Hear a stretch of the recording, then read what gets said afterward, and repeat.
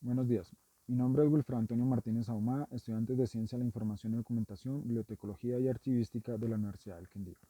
Este video lo realizo para la materia de Organización y Descripción de Archivos del docente Edwin Alonso Sosa Cruz, tema Instrumentos para la Organización Documental, cuadros de clasificación documental, tablas de retención documental y tablas de valoración documental. Iniciaremos explicando los principios archivísticos. Los principios archivísticos fundamentales son el principio de orden original y el principio de procedencia. El primero, el orden original, hace referencia a que todos los documentos tienen un inicio y se van generando cronológicamente de acuerdo a un proceso y se debe respetar este orden de creación. El principio de procedencia nos habla de que los documentos pertenecen a un proceso específico, por lo tanto a una serie y a una unidad administrativa, a la cual deben permanecer desde su inicio hasta el final.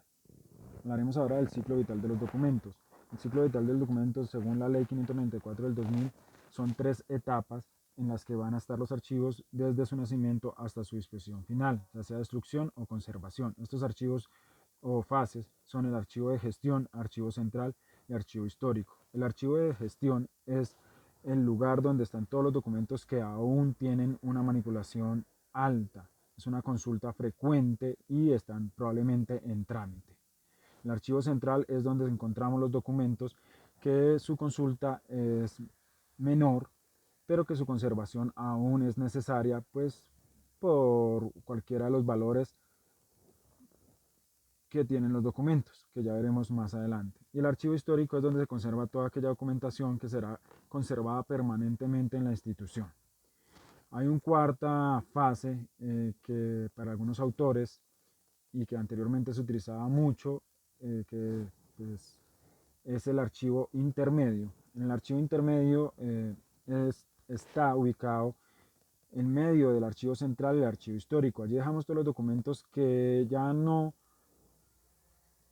tienen los mismos criterios del archivo central, pero pues tampoco cumplen su cavidad para ser parte de un archivo histórico. Probablemente se deban conservar por bastante tiempo, pero no se conservan su totalidad. Algunos pasarán al archivo central, al archivo histórico, otros no. Haremos ahora los procesos archivísticos. Los procesos técnicos archivísticos son producción, identificación, clasificación y ordenación, descripción, evaluación y difusión. La producción es el nacimiento, es donde nace nuestro documento que hace parte de un expediente, puede ser elaborado por la institución o recibido en la institución. La identificación es donde detectamos a qué área pertenece cada documento. En el proceso de identificación, de acuerdo a análisis, verificamos a qué departamento o qué unidad administrativa pertenece cada documento. En la clasificación y ordenación, básicamente es la organización del documento. Esto obviamente incluye varios pasos metodológicos que no veremos o explicaré el día de hoy. Siguiente es la descripción. En la descripción se utilizan otros instrumentos de búsqueda y consulta como son los inventarios y las fichas bibliográficas, teniendo en cuenta de qué centro de documentación estamos manejando o si es un archivo. La evaluación es donde definimos, o el profesional define cuánto tiempo se va a conservar la documentación en las diferentes fases del ciclo vital del documento.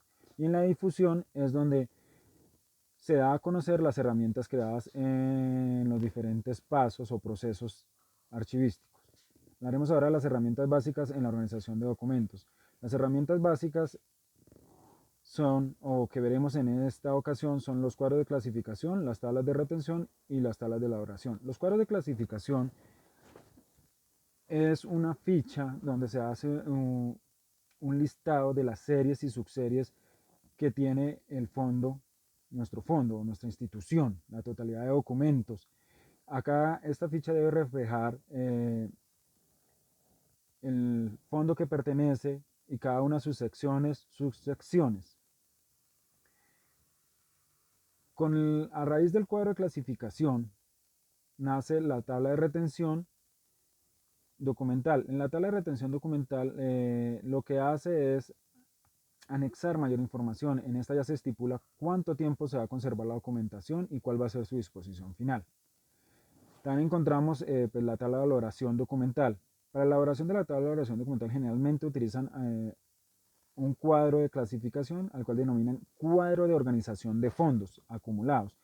¿Por qué fondos acumulados? Porque la tabla de valoración documental se realiza para este tipo de documentos, un fondo acumulado. Un fondo acumulado son todos aquellos documentos que fueron almacenados sin ningún proceso archivístico en su momento. Entonces hay que volver a hacer todos los procesos archivísticos, pero antes de eso se crea una tabla de valoración para pues, saber qué series documentales tiene y qué se va a hacer con ellas, si se van a conservar más tiempo o si ya es hora de eliminarlas.